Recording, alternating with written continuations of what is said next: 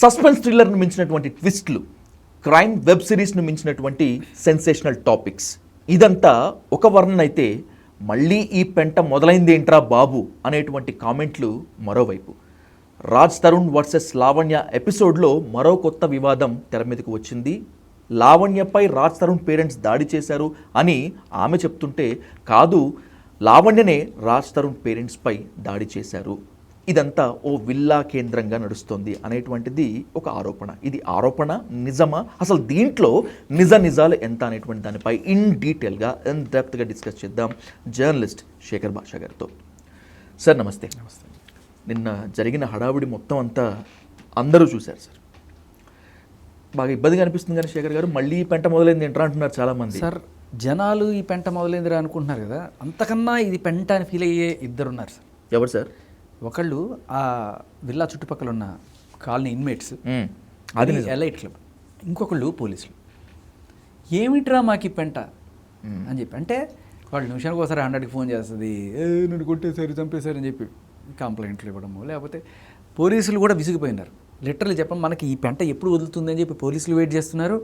జీవితకాలం ఏమిట్రా మనకి పెంటని వీళ్ళు విల్లా ఇన్మేట్స్, మనం జస్ట్ చూసే ఇలా అనుకుంటున్నాం, ఆ విల్లాలో ఉన్న వాళ్ళు అనుభవిస్తున్నారు లిటరల్లీ. వీళ్ళు రాజ్ తరుణ్కి 1, 2, 3 నోటీసులు పంపించారు ఇప్పటిదాకా. ఓకే, నోటీసుల మీద నోటీసులు. ఏం నోటీసులు అంటే, ఇక్కడ చాలా ఇల్లీగల్ యాక్టివిటీస్ జరుగుతున్నాయి, భయంకరమైన అరుపులు, సౌండ్లు, డ్రగ్, ఆవిడ ఆ కమ్యూనిటీలో ఉండే కోకాపేటలో వాళ్ళకి వీ సస్పెక్టింగ్ లైక్ ప్రాసిక్యూషన్ ఇలాంటివి ఏమైనా జరుగుతున్నాయా, లేకపోతే డ్రగ్స్ దందా అయితే మనకి ఓపెన్గానే ఆవిడ 45 రోజులు చెంచులు కూడా జైల్లో ఉండొచ్చింది, ఇవన్నీ మనకు తెలుసు.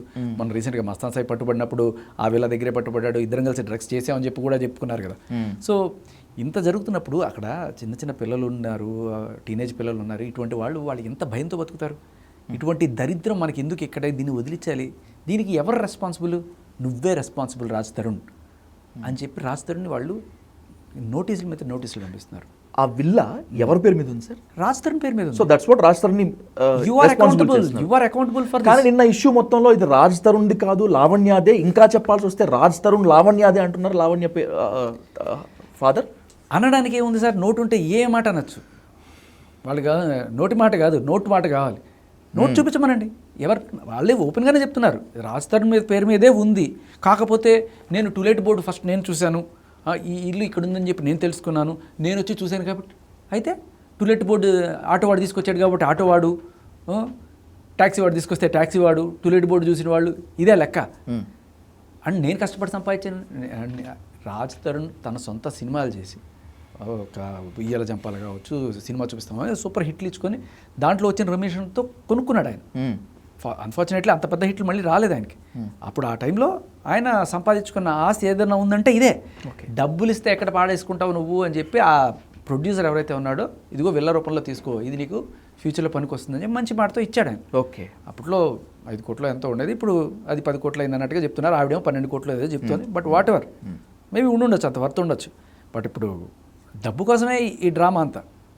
ఓకే, ఇంత అంటే ఆ అపార్ట్మెంట్లో వాళ్ళందరూ కూడా మనకి తలనొప్పి, ఇది ఎప్పుడు వదులుతుందా అని చెప్పి రాజ్ తరుణ్ వాళ్ళకి చెప్తున్నాడు. రాజ్ తరుణ్ ఏమో భయస్తుడు. రాజ్ తరుణ్ ఏమో ప్రస్తుతం చెన్నైలో షూటింగ్లో ఉన్నాడు.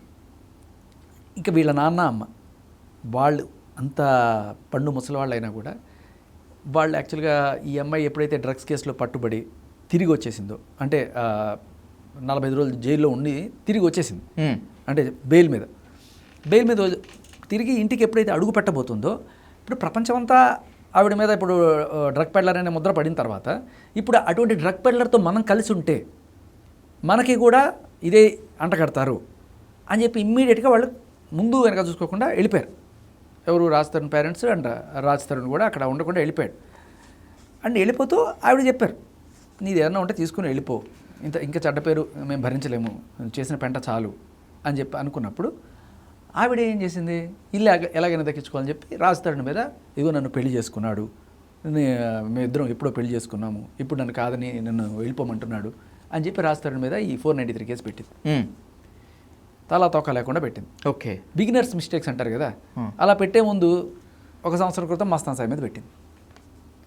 ఇలాగే మస్తాన్ సాయి నేను ప్రేమించుకున్నాము, పెళ్లి చేసుకుందాం అనుకున్నాము, మస్తాన్ సాయి ఇప్పుడు నన్ను వదిలించుకోవడానికి చూస్తున్నాడు, దానికోసం చంపేద్దామని ప్లాన్ వేసాడు అని మస్తాన్ సాయి మీద కరెక్ట్గా సంవత్సరం క్రితం పెట్టాం. ఇప్పుడు ఇక్కడ పెట్టిన కేసు ఏంటి, నేను రాస్తాను ఎప్పుడో 10 ఏళ్ళ క్రితం లేకపోతే 5 ఏళ్ళ క్రితం ఎప్పుడో పెళ్లి చేసేసుకున్నాము అదే చెప్పింది. అది పెళ్లి చేసుకుంటే ఇది ఎలా చెల్లుతుంది? సో ఆవిడ చెప్పేది వినేవాళ్ళు ఉంటే చెవిలో చెట్లు కూడా పెట్టేస్తుంది. అలా ఆవిడ చెప్పుకుంటూ పోతుంటే నేను ఈ ఎఫ్ఐఆర్ అంతా ఇతికి పట్టుకొచ్చాను. గుంటూరు పట్టాపురం నుంచి పట్టుకొచ్చి ఇదిగోండి ఎఫ్ఐఆర్. ఆవిడ క్లియర్ కట్గా నన్ను పెళ్లి చేసుకో మస్తాన్ సాయిని అడిగితే మస్తాన్ సాయి తప్పించుకోవడానికి అని రాసింది. పెళ్లి చేసుకున్న ఏడాదైనా ఎప్పుడు అడుగుతుంది? ఆవిడకి పెళ్లి కాకపోతేనే కదా. మరి ఆవిడకి పెళ్లి కాలేదు రాస్తాను త్వరగానే ఎస్టాబ్లిష్ అవుతుంది.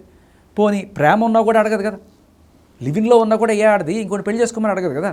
నువ్వు లివిన్ కాదు పెళ్లి కాదు అని క్లియర్గా ప్రూవ్ అవుతుందని ఎఫ్ఐఆర్ చూపించు. ఎఫ్ఐఆర్లో ఉండేవన్నీ నిజాలు అవుతాయండి. ఎఫ్ఐఆర్లు చాలా రకాలుగా పెడతారు. ఆ ఎఫ్ఐఆర్లో రాసిన రైటింగే కాదండి. మరి కింద సంతకం నువ్వే పెట్టావు కదా, నువ్వు ఒక మేజరు, నువ్వు చదివి సంతకం పెట్టాలి కదా. ఆ రెస్పాన్సిబిలిటీ ఆ టైంలో నాతో ఏదో అలా పెట్టించేశారు, ఆ హడావిడిలో అలా పెట్టేశాను సార్. అది కూడా అయిపోయింది. అది కూడా పని తీసేసుకున్నాను. అక్కడ ఇంకేం చెప్పిందంటే తర్వాత అప్పుడు అలా వాళ్ళు వీళ్ళు నన్ను హడావిడి చేసి ఇట్లా పెట్టించారు, అది నేను ఇచ్చిన కంప్లైంట్ కాదు, నాది కాదు అంటే నువ్వు ఇది ఆషామాసిగా ఇచ్చిన కంప్లైంట్తో ఒకడి మీద రేప్ కేసు పెట్టి వాడి మీద లుకౌట్ నోటీస్ ఇష్యూ చేసి ఇంత హడావిడైంది. వాడు ఐఐటి ఇంజనీర్ ఆడు మస్తాన్ సాయి. వాడి మీద లుకౌట్ నోటీసులు పెట్టి వాడు కెరీర్ అంతా నాశనం అయిపోయి వాడు ఇంకా జీవితకాలం డ్రగ్స్ చేసుకుని బతకాల్సిన పరిస్థితిలో అయిపోయింది. రాజ్ తరుణ్ కూడా ఇప్పుడు కెరియర్ లేదనుకుంటాను నాకు తెలిసి. అంటే మనం ముందే మాట్లాడటము జడ్జ్ చేయడం కరెక్ట్ కాదేమో, కానీ ఎంతైనా కాస్త ఇబ్బంది పడ్డాడుగా. చాలా ఇబ్బంది పడ్డాడు. అయితే ఇప్పుడు ఏంటంటే ఆవిడ వర్షన్ ఏంటంటే, నేను ఇప్పుడు ఇవన్నీ కూడా అలా ఇలా చేశారు, 164 అని ఒకటి ఉంటుంది తెలుసా సార్ మీకు అని అడిగింది ఒక యాంకర్ని. తెలుసండి, ఆయన కూడా పాప ఏదో lawyer, anchor turn into anchor ఆయన. తెలుసమ్మా, జడ్జి ముందు ఇస్తారు కదా, అదే దాంట్లో చెప్పాను నేను అసలు విషయం. ఇది కంప్లైంట్ ఇచ్చిన 2 నెలలకు 3 నెలలకు ఈవిడ వెళ్ళి జడ్జి ముందు చేయాలి కదా, రేప్ కేసు కదా. జడ్జి ముందు చెప్పింది స్టేట్మెంట్. అప్పట్లో ఏం చెప్పావంటే, అప్పుడు నేను చెప్పాల్సినంత చెప్పానండి అని చెప్పింది అనమాట. సో జడ్జి ముందు ఏం చెప్పావు అంటే, అదే ఇలా అతను నేనేం పెళ్లి చేసుకోవాలనుకోలేదు, అతను నా మీద అసాల్ట్ మాత్రమే చేశాడు, అది ఇదని చెప్పింది. సో ఇదేంటంటే మీకు తెలుసు 164 అంటే జడ్జి ముందు ప్రమాణం చేసి చెప్తారు. దీంట్లో మీడియా వాళ్ళు చెవుల్లో చెట్లు పెట్టినట్టు కాదు. అది తప్పు అయితే ఆవిడని తీసుకెళ్ళి జైల్లో వేస్తారు. అంత కోర్ట్ కదా కంటెంప్ట్ అది. సో దానికి సపరేట్ చర్యలు కూడా ఉంటాయి గట్టిగా. 164లో నువ్వు ఇంపాసిబుల్ అనమాట. It's like declaration. ఎఫ్ఐఆర్ అంటే సరే నువ్వు అటు ఇటు మార్చారు, వాళ్ళు చేశారు, వీళ్ళు చేశారు, బట్ ఇది నో వే. జడ్జి గారు నీ ముందు కూర్చొని ఎటువంటి బలవంతం లేకుండా నీ మానసిక స్థితి బాగున్నప్పుడు అన్నీ చెక్ చేసి నిన్ను అడుగుతారు. సో అది పట్టుకొచ్చాను వాడు. ఓకే, ఇది జడ్జి గారి ముందు ఆవిడ ఒప్పుకున్న రాసి ఇచ్చిన మస్తాన్ సాయి మీద ఇచ్చిన కంప్లైంట్. ఏమనుంది సార్ దాంట్లో శేఖర్ గారు? మనం వ్యూఎస్కి వస్తే తెలియాలి కాబట్టి బ్రీఫ్గా చెప్పండి చాలు. ఇది ఆయన జడ్జి గారు, అమ్మ నీ పేరేంటి? లావణ్య మన్నిపల్లి. మీ వయసు ఎంత? అప్పట్లో 32, 2 ఏళ్ల క్రితం. ఏం చేస్తుంటారు? మ్యూజిక్ ప్రొడక్షన్ చేస్తున్నాను. మీకు పెళ్ళయిందా? లేదు. కాలేదు. చూడండి. ఎస్, ఇది జడ్జి గారి ముందు ఆవిడ చెప్తున్నారు, ఆనరబుల్ కోర్ట్ ముందు రాశారు. ఓకే సరే, పెళ్ళి కాలేదు, పోనీ లివిన్లో ఉందనుకుందాం. రాజ్ తరుణ్తో లివిన్లో ఉంది, పాపం ఇతను ఆవిడని మానవంగం చేశాడో లేకపోతే ఏదో అనుకుందాం.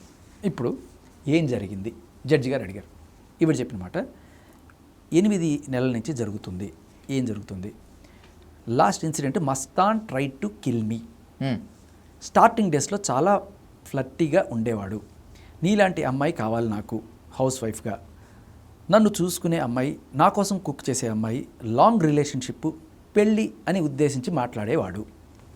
ఓకే, ఒక మంత్ ఇలా జర్నీ అవుతున్నప్పుడు, అంటే పెళ్ళి అని ఉద్దేశించి తను మాట్లాడిన తర్వాత అతనితో 1 మంత్ జర్నీ చేసింది. ఓకే, ఈవిడ కనుక పెళ్ళి నిజంగా ఈ రాజ్ తరుణ్తో ఉంటే ఆర్ ఎల్స్ లివిన్లో ఉన్నా కూడా పెళ్ళి అనే ఉద్దేశంతో అతను మాట్లాడినప్పుడు ఈవిడే ఎలా జర్నీ చేస్తుంది అతనితోటి?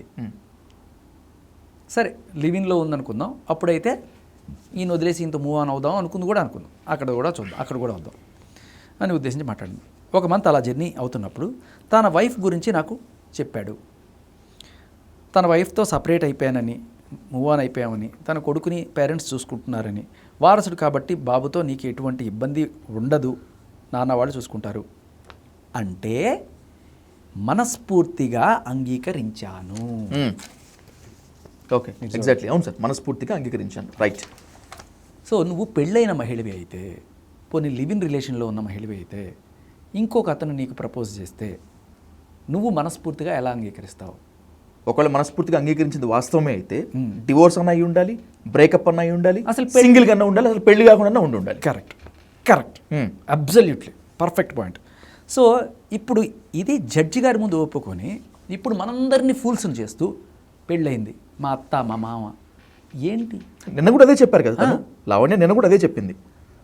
సో అంటే ఒట్టేసి ఒక మాట, ఒట్టేయకుండా ఒక మాట అంటారు చూడండి, ఆ టైప్. సరే, ఇంకొంచెం ముందుకెళ్తే ఇలా ఉన్న టైంలో అతని ఫోన్కి రకరకాల అమ్మాయిల నుంచి మెసేజ్లు వస్తూ ఉండేవి. కొత్త అమ్మాయి ఎవరితో మాట్లాడుతున్నావా లేదా పాత గర్ల్ ఫ్రెండ్స్తోనే మాట్లాడుతున్నావా అని నేను నిలదీశాను అని అడిగితే, సింగిల్గా ఉన్నాను కదా అందుకే అలా మాట్లాడుతూ ఉండేవాడిని అని చెప్పాడట. తర్వాత తప్పు అయింది, ఇంకా రిపీట్ చేయను అన్నాడు. నువ్వు రాకముందు ఉన్న ఫ్రెండ్స్ అన్నాడు. ఫ్రీక్వెంట్గానే మాట్లాడుతూ ఉండేవాడు ఆ అమ్మాయిలతో, రకరకాలుగా వీడియో కాల్స్ ఇంకా అలాంటివి చేసుకుంటూ ఉండేవాడు. నాతో ఇంట్లో ఉంటూ 1 అవర్లో గొడవపడి బాత్రూమ్కి వెళ్ళి వీడియో కాల్ చేసి వాళ్ళతో మాట్లాడేవాడు. ఇది ఒక 1 మంత్ జరిగింది.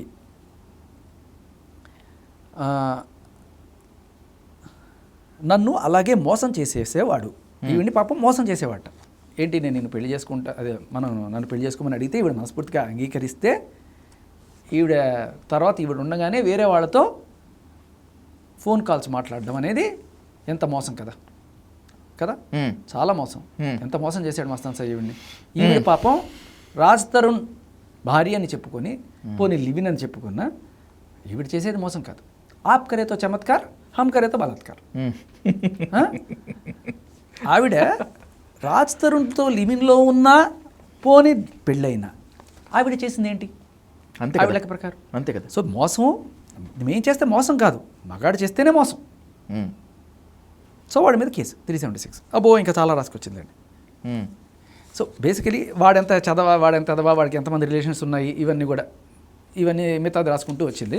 బట్ మనకు కావాల్సిన పాయింట్ ఏంటంటే చాలా క్లియర్ కట్గా ఆవిడ మనస్ఫూర్తిగా అంగీకరించాను అని జడ్జి ముందు ప్రమాణం చేసి చెప్పింది. ఇది లాస్ట్ టైం చెప్పినట్టు చిల్లరశాలు కాదు. నాకు తెలిసి శేఖర్ గారు, మ్యాజిస్ట్రేట్ ముందు ఈమె చేసినటువంటి స్టేట్మెంట్ని, ఆ 164 కన్ఫెషన్ని ఇప్పటి వరకు ఎవ్వరూ తీసుకొని రాలేదు. కేవలం మీరు మాత్రమే ఎక్స్క్లూజివ్గా తీసుకొచ్చారు. అందుకేనా లైవ్లో మిమ్మల్ని చెప్పుతో కొట్టడము, దాడి చేయటము, లేకపోతే అన్నోన్ పర్సన్స్ తో ఏదైనా చేయటము? అప్పట్లో అసలు ఇది నా దగ్గర లేదు. లేదు, ఇలా చేస్తారనే పట్టుకొచ్చాను. ఇప్పుడు గుంటూరు జిల్లా పట్టాభిపురంలో ఎఫ్ఐఆర్ తెచ్చింది మీరే.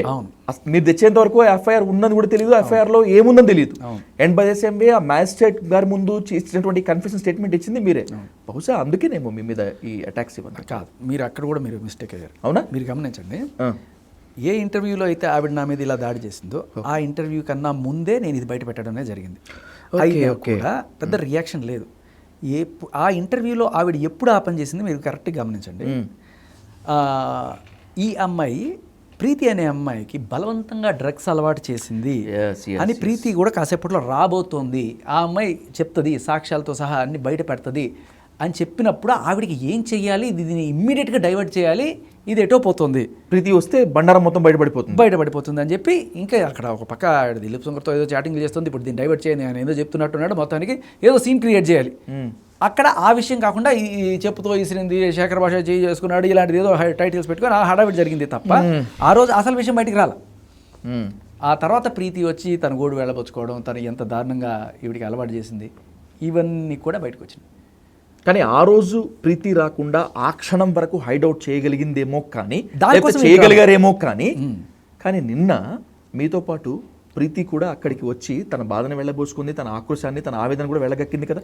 అంటే నేనైనా, ప్రీతి అయినా, ఉదయ్ అయినా, ఇంకా ఎవరైనా సరే, నేను ఎక్కడో నా మానాన నేను మాడిపోయిన పెసరట్టు తింటుంటే నాకు ఫోను, నేను ఇట్లాగే ఈ అఘోరి గురించి ఎవరో ఇంటర్వ్యూ చేస్తున్నారు, వాళ్ళతో మాట్లాడుతుంటే నాకు టక్కుమని ఫోను, అన్న రాజస్థాన్ పేరెంట్స్ని ఇట్లా మెడబెట్టి బయటికి గింటేశారు నా ఇంట్లో నుంచి వాళ్ళు.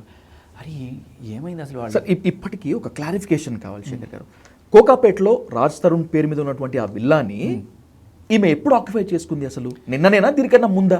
ఈవిడ ఎప్పుడైతే డ్రగ్స్ కేసులో ఇరుక్కొని తిరిగి వచ్చిందో, ఓకే సార్, అంటే డ్రగ్స్ కేసులో 45 రోజులు జంచల్గూడ జైల్లో ఉండొచ్చిన తర్వాత ఎవరైనా సరే ఆవిడతో ఎలా ఉండాలనుకుంటారు? ఒక రెస్పెక్టబుల్ ఫ్యామిలీ ఒక డ్రగ్ ఎడిక్ట్ తోటి సరే డ్రగ్ ఎడిక్ట్ అని నిజంగా తెలిసినా కూడా ఎవరికి తెలియకుండా వీళ్ళకే తెలిసింది అనుకోండి, ఏదో అమ్మ మారమ్మ అని చెప్పి రీహాబ్ చేసుకుని ఏదో ఒకటి చేసి బతుకుతారు. బట్ ఒక పక్క మనుషులను కొట్టి చంపేస్తూ పచ్చి బూతులు తిడుతూ మీరు చూసారు కదా, అతను లిటరలీ అవార్డులు తీసుకొని పగల కొడుతుంది, రాత్రి పట్టుకొని అడుగుతున్నాడు. కాల్ రికార్డింగ్స్ మనం వినలేంలేండి, అసలు చాలా దారుణం. అటువంటి పరిస్థితిలో వాళ్ళు భయపడి బ్లాక్మెయిల్ చేయబడి చాలా రోజులు అలాగే బొగ్గబట్టుకొని ఉన్నారు. సో తెగేదాకా లాగకూడదు అంటారు కదా, మంచిదే, తెగడం కూడా మంచిదే. ఏమైందంటే అక్కడ ఈవిడ తిరిగి వచ్చిన రోజున ఇంకా మన వల్ల కాదు, ఇప్పుడు ఇది ఇంత భరించాం, ఇప్పుడు కూడా మనం ఈవిడితో ఉంటే మనల్ని కూడా ప్రపంచం అంతా మీరు డ్రగ్ ఎడిక్ట్లు, మీరు డ్రగ్ పెడ్లింగ్ చేస్తున్నారా, రేపు ఎవడో ఒకడు వచ్చి ఇంటికి వచ్చి నాకు డ్రగ్స్ అమ్ముతావా అని అడిగితే మొహం ఎక్కడ పెట్టుకోవాలి? సో ఇవి మనకు వద్దు అని చెప్పి వాళ్ళు ఇమ్మీడియట్గా అక్కడి నుంచి వెళ్ళిపోయారు. ఓకే, దానికి వాళ్ళకి మెయిన్ కారణం ఏంటంటే భయం, భయస్థులు. సరే క్యాస్ట్ పేరు వాడకూడదు, ఏదో పాపం బ్రాహ్మలు ఏదో చెప్తారు, వాళ్ళకి అంత ఇది కూడా లేదు, మిగతా వాళ్ళతో పోలిస్తే వివాదాలకు కాస్త దూరంగా ఉంటారు. సో అంత ధైర్యం లేదు నిజంగా. ఇప్పటికీ రాస్తాడు వచ్చి నిలబడి మాట్లాడడానికి కూడా అంత ధైర్యం చేయడు మనిషి. బేసికలీ టార్గెట్ చేయడం కూడా ఇట్లాంటి వాళ్ళని చేస్తారు వీళ్ళు. బాగా మెత్తగా ఉండి ఏం గట్టిగా అంటే పోసేసుకునేవాళ్ళు, ఇటువంటి వాళ్ళని చూసుకుంటే వీళ్ళని మెత్తల వాళ్ళని చూస్తే మొత్త బుద్ధి అన్నట్టుగా వాళ్ళని టార్గెట్ చేస్తారు. సరే ఇది మనకొద్దు అని చెప్పి వెళ్ళిపోతూ ఏం చేశారు, 10 కోట్లు 12 కోట్ల ప్రాపర్టీ అంటున్నారు. సరే కనీసం ఎంత లేదన్నా 8 కోట్ల 6-7 కోట్ల ఉంటుంది అనుకుందాం. కొడుకు కష్టపడి సంపాదించిన దాన్ని వదులుకుందాం అనుకుంటారు. సరే కొడుకు అంటే భయస్తుడు రావట్లేదు, ఆయన వెళ్ళిపోయేపు చెప్పారు, అమ్మ నీవు ఏదైనా ఉంటే ఇంకా చాలు, అయిన పెట్ట చాలు, మా జీవితాన్ని రోడ్డు మీదకి ఇచ్చింది చాలు, మీరు దయచేసి మీరు కాల్ చేసి వెళ్ళిపోండి. అది కూడా ఆవిడ అన్నాళ్ళు ఉండడానికి కూడా కారణం ఇనిషియల్ స్టేజెస్లో 2017 బ్రేకప్ అయిపోయిన తర్వాత కూడా ఆవిడ ఎక్కడికో గోవా వెళ్ళిపోయింది. గోవాలోనే ఉన్న చాలా రోజులు, గోవాలో డ్రగ్స్ ఇవన్నీ కూడా చేస్తున్న వీడియోలు అవన్నీ కూడా మనం చూసాం. ఆ ఉదయం అడిగితే మొత్తం చెప్తాడు, గోవాకి వాళ్ళని తీసుకెళ్ళడము, ఆ ఫ్లైట్ టికెట్లు కావచ్చు, శ్రీలంక ఇవన్నీ తిరగడం, డ్రగ్స్ చేయడం, ఇవన్నీ కోవిడ్ అయిపోయిన తర్వాత ఇప్పుడు ఆవిడ బయటకు వచ్చింది. ఆ కోవిడ్ అయిపోగానే మస్తాన్ సాయితోనే ఇవి కూడా. మస్తాన్ సాయి నాకు కావాలి అని చెప్పి పోరాటము, ఆ పోరాటంలో ఈ కేసు అక్కడితో ఆగిపోలా, ఇక్కడికి వచ్చి షీ టీమ్స్లో మస్తాన్ సాయి మీద కంప్లైంట్, ఇదే నార్సింగ్ పిఎస్లో మస్తాన్ సాయి మీద కంప్లైంట్. ఈ పోలీసులు ఎంత అద్భుతం అంటే రాజ్ తరుణ్ మీద కేసు పెట్టడానికన్నా కరెక్ట్గా 6-7 నెలల క్రితం మస్తాన్ సాయి మీద కేసు పెట్టింది ఈవిడ. మస్తాన్ సాయి నేను ప్రేమించుకున్నాము, ఇప్పుడు నేను వద్దనుకుంటున్నాను మస్తాన్ సాయిని, అయినా మస్తాన్ సాయి నా వెంబడబడుతున్నాడని ఆ కంప్లైంట్ ఉంది కదా. ఇప్పుడు నువ్వు అమ్మ రాజ్ తరుణ్ ఫస్ట్ నుంచి 12 ఏళ్ళ లవ్ అని చెప్పి రాసావు కదా, నువ్వు 12 ఏళ్ళ రిలేషన్ మధ్యలో ఎప్పుడో పెళ్లి చేసుకున్నావు, ఇప్పుడు మేము అతనితో కలిసి ఉన్నా అని చెప్పావు కదా, మరి మస్తాన్ సాయిని పెళ్లి చేసుకుందాం అని అడుగుతున్నావు, అప్పుడు పెళ్లి కాలేదని చెప్పి నువ్వు ఎట్లా రాస్తావు కంప్లైంట్? నీ పోలీస్ స్టేషన్లో నీకు ఇచ్చిన కంప్లైంట్ నీ ముందు ఉండగా అసలు అది ఎట్లా కంప్లైంట్ యాక్సెప్ట్ చేశారు నాకు ఈ రోజుకి కూడా అర్థం కాదు. సరే చూసుకోలేదు, ఇది ఎక్కడో పట్టాపురం ఉంది, తెలంగాణ ఆంధ్ర, అది ఎక్కడుంది? పక్కన నీ స్టేషన్లోనే ఉంది కదా, పక్కన కూడా కదా నీ స్టేషన్లో జరిగింది. అక్కడితో ఆగిపోతే పక్కన షీ టీమ్స్లోకి వెళ్ళి అక్కడ కంప్లైంట్ ఇచ్చినప్పుడు మస్తాన్ సాయిని ఎలాగైనా సరే ఇది చేయాలని చెప్పి, అంటే ఎలాగైనా మస్తాన్ సాయిని పెళ్లి చేసుకోవాలా లేకపోతే ఎంతో కొంత పరిహారం తీసుకోవాలి మస్తాన్ సాయి దగ్గర నుంచి, ఇదే నడిచింది. దానికోసం రాజ్ తరుణ్ని తీసుకెళ్ళింది స్టేషన్కి, షీ టీమ్స్కి రాజ్ తరుణ్ ఎంట పెట్టుకొని వెళ్ళింది. షీ టీమ్స్లో ఏం చెప్పింది తెలుసా, రాజ్ తరుణ్ నా తమ్ముడు లాంటి వాడు, ఓకే, తమ్ముడు లాంటి ఫ్రెండ్, అందుకే నేను తీసుకొచ్చుకున్నాను. ఇప్పుడు రాజ్ తరుణ్ వస్తే అక్కడ ఒక ఆ వెయిటేజ్ వేరు కదా, ఒక సెలబ్రిటీ వచ్చాడంటే సరే ఏంటి అని మాట్లాడతారని అనుకుందేమో ఈవిడ. సో అలా తీసుకెళ్ళి అక్కడ వాళ్ళకి రాజ్ తరుణ్ అలా పరిచయం చేసి మస్తాన్ సాయి నన్ను ఇది చేస్తున్నాడు, వాడి మీద కేసు పెట్టండి, షీ టీమ్స్లో ఏదో ఒకటి కేసు పెట్టి వాడిని ఏదో రకంగా వాడి దగ్గర నుంచి డబ్బులు. నిన్న కాక మొన్న మస్తాన్ సాయి జైలు కూడా వెళ్ళొచ్చింది ఈవిడ, అంటే ములాఖత్కి వెళ్ళి 3 కోట్లు అడిగిందట. అవునా? నువ్వు అసలు బయటికి రాలేవు, నువ్వు ఎన్ని బెయిల్స్ వేసుకుంటావు వేసుకో, నువ్వు బయటికే రాలేవు, నువ్వు ఏమైనా చేసుకో. ఇప్పటిదాకా 5-6 బెయిల్స్ ఏదో 5 బెయిల్స్ 4 బెయిల్స్ మొత్తం రిజెక్ట్ అయినాయి. I think it's around 3 months కాలేదండి. సో దీంట్లో ఒక 4-5 బెయిల్స్ రిజెక్ట్ అయినాయి. రిజెక్ట్ అవ్వడానికి కూడా హాఫ్ హార్టెడ్గా వేసారా సరిగ్గా వేసారా లేదు కూడా తెలియదు. వాళ్ళ నాన్న అన్నమాట ఏంటంటే వీడు డ్రగ్స్ ఈవిడ ఇద్దరు కలిసి చేస్తామని చెప్పింది కదా, అవును సార్. నేను మస్తాన్ సాయి కలిసే డ్రగ్స్ చేస్తాం అకేషనల్గా అని చెప్పింది ఇవిడ, చాలా క్లియర్ కట్గా చెప్పింది, ఇప్పుడు చేయట్లేదు అని చెప్పింది. అయితే ఇప్పుడు మస్తాన్ సాయి వాళ్ళ నాన్న ఏమంటారంటే ఉండి కొన్నాళ్ళు అక్కడ ఉంటేవైనా వాడు ఈ డ్రగ్స్ వాటికి దూరంగా బేటా సుధర్కే ఆయగా అని చెప్పి ఆయన అక్కడే ఉండిచుంటాడు. ఓకే సార్ అన్నట్టుగా కొంతమంది చెప్పారు. ఇప్పుడు ఆయన సుధరాయిస్తాడేమో కానీ మరి ఈవిడ సంగతి ఏంటి? డ్రగ్స్ ఎవడన్నా సరే అకేషనల్గా తీసుకునే కెపాసిటీ ఉంటుందా? అంటే ఇప్పుడు మందు మానేస్తారు, సిగరెట్లు మానేస్తారు కొంతమంది, అదే వదిలించుకోలేకపోతే డ్రగ్స్ జోలికి ఎందుకు వెళ్ళదంటారు పెద్దవాళ్ళు? ఒక్కసారి నీకు అలవాటైతే వదులుకోలేం కాబట్టి, పిచ్చెక్కి పొద్దు లేకపోతే నేను ఏదో టైంపాస్కి ఒకసారి తీసుకున్న 2 సార్లు తీసుకుని వదిలేసంటే ఎవడు నమ్ముతాడు? ఎవ్వడు నమ్మడు. Until unless you go to a rehab and prove it. ఇప్పుడు ప్రీతి ఉంది, నువ్వు బలవంతంగా అలవాటు చేస్తే అదే బతుకు దేవుడు అని చెప్పి వెళ్ళిపోయి రీహాబ్లో చేరి మొత్తానికి ఒక 6 నెలలో సంవత్సరం ఉండి రీహాబ్లో బయటపడింది తను దాని నుంచి. ఇప్పుడు ఏ రోజైనా రీహాబ్కి వెళ్ళినట్టు మన దగ్గర ఏమన్నా ఉందా? లేదు. సో బేసికల్లీ ఇలాంటి ఒక డ్రగ్ ఎడిక్ట్తో మాకు వద్దు అనుకున్నారు కాబట్టి వాళ్ళు వెళ్ళిపోతే ఇప్పుడు కొంత టైం ఇస్తే ఈవిడ ఏం చేసింది? ఆ ఇంటినే కబ్జా చేయడానికి కేసు పెట్టింది. కేసు ఏంటి? 493. అంటే పెళ్లి చేసుకుంటాను అని, పెళ్లి చేసుకున్నా అని భ్రమింపజేసి, 493 గురించి తెలుసుకోవాలి. అవును, పెళ్లి చేసుకుంటా అని భ్రమింపజేసి నాతో కాపురం చేసి తర్వాత నన్ను అబాండన్ చేయడం. ఇది బేసికలీ ఆడవాళ్ళు మాత్రమే చేయగలరు. మన చట్టంలో ఉన్న గొప్ప విషయం ఏంటంటే ఆడమగా ఇలా 493 సెక్షన్ ప్రకారం ప్రేమించుకుంటే కొన్నాళ్ళు కాపురం చేస్తే ఒకవేళ కనుక బ్రేకప్ అనుకుని వెళ్ళిపోతే, అబ్బాయి కనుక వెళ్ళిపోతే ఇలా 493 పెట్టచ్చు. అమ్మాయి కనుక వెళ్ళిపోతే ఏమీ లేదట. అందుకోసమే మెన్ కమిషన్ కావాలని పోరాడుతున్నారు మీరు. సార్ భలే గుర్తు చేశారు. నేను యాక్చువల్గా రేపు ఐఎమ్ స్టార్టింగ్ టు ఢిల్లీ. ఢిల్లీలో మెన్స్ కమిషన్ రావాలని చెప్పి పెద్ద ధర్నా చేస్తున్నాము. దేశం నలుమూలల నుంచి, అన్ని రాష్ట్రాల నుంచి వస్తున్నారు. దాదాపు ఎంతమంది వస్తారు? 1000 మంది వస్తారో 10,000 మంది వస్తారు. Can it be possible Shekhar garu? అయ్యే ఛాన్స్ ఉందా? విల్ టు బి ఫ్రాంక్ ఏంటంటే డొమెస్టిక్ వైలెన్స్ యాక్ట్ 498A మొత్తం అంతా కూడా మిస్యూజ్ అవుతోందని చెప్పి ఎన్నోసార్లు ధర్మాసనాలే చెప్పిన సందర్భాలు, కళ్ళ ముందు కట్టిన సందర్భాలు. భార్యాభారత సంఘాలు ఏర్పడ్డాయి. ఉమెన్ కమిషన్ ఎందుకు, వై నాట్ మెన్ కమిషన్ అనేటువంటి ఒక డిమాండ్ని మీరు చాలా ఉధృతంగా తీసుకెళ్తున్నారు. అంటే లీగల్గా కన్సల్ట్ అయ్యారా? కన్సల్ట్ అవుతున్నారా? అవుతున్నాం. Can it be road way ఉందా? రోడ్ మ్యాప్ ఉందా? ఉంది, ఖచ్చితంగా ఉంది. నేను ఫస్ట్ నుంచి కూడా చెప్పేది ఇదే. ఇక్కడ లోకల్గా ధర్నా చేస్తే పెద్ద లోకల్గా హీ టీమ్స్ వరకు పాసిబుల్ అవుతుంది. He teams can be appointed by the ప్రస్తుతం ఉన్న గవర్నమెంట్తో చేయొచ్చు. స్టేట్ జ్యుడిషియరీ నుంచి చూసుకోవచ్చు, గవర్నమెంట్ నుంచి. కరెక్ట్. కానీ మెన్స్ కమిషన్, సెంట్రల్లో మెన్స్ కమిషన్ రావాలి అండ్ ఈ చట్టాలు చేంజ్ అవ్వాలి అంటే this happens only in parliament. అందుకే ఈ చప్పుడు ఢిల్లీలో చేయాలని చెప్పి నేను ఫస్ట్ నుంచి చెప్పుకుంటూ వస్తున్నా. ఇవాళ అతుల్ సుభాష్ చనిపోయిన తర్వాత వాళ్ళ బ్రదర్ ఎగ్జాక్ట్లీ అక్కడ leading that moment and we are all supporting him. ఈ మధ్య కాలంలో మెన్ కమిషన్ 498A పైన విస్తృతంగా చర్చ జరిగింది అతుల్ సుభాష్ సూసైడ్తోనే కదా. రీసెంట్గా మన తెలంగాణలో కూడా ఒక సైంటిస్ట్ చచ్చిపోయాడు సార్. సైంటిస్ట్ ఆయన విడాకులు అప్లై చేసిన భార్య అతన్ని కనీసం బిడ్డని చూడడానికి కూడా నిరాకరిస్తే, మరి 6-7 ఏళ్ల పాప, అవును, ఆ అమ్మాయి బర్త్డేకి వెళ్తే అతను కొట్టి బయటకు తోసేస్తే అతను కిడ్నాప్ కేసు పెట్టి అంత ఇది చేస్తే అతని ఇంటికి వచ్చి తాగి చచ్చిపోయాడు, విషం తాగి చచ్చిపోయాడు. ఒక నోట్ రాశాడు. అతుల్ సుభాష్ చేసినంత పెద్ద నోట్ రాయకపోవడమో లేకపోతే అందరికీ పంపించకపోవడం అతను చేసిన తప్పు. అలా చేసి ఉండాల్సింది. మేబీ అతని చావు ఇంకొక స్ఫూర్తిని రగిలిచ్చేది. ఖచ్చితంగా ఆయన ఏం రాశాడంటే, విడాకుల సమయంలో పిల్లలు ఆడదాని ఆస్తి కారాదు అని ఆయన మరణవాంగ్మూలం. ఓకే, కస్టోడియల్ రైట్స్ ఉండకూడదు. కస్టోడియల్ రైట్స్ అనేది జడ్జి చేసి ఇవ్వాలి తప్ప బై డిఫాల్ట్ ఆడవాళ్ళకి ఇచ్చేయండి అనే చట్టాలు కరెక్ట్ కాదు. ఓకే, ఎందుకంటే మనం చూసే మనం కన్న పిల్లల్ని చంపేస్తున్నారు తల్లులు.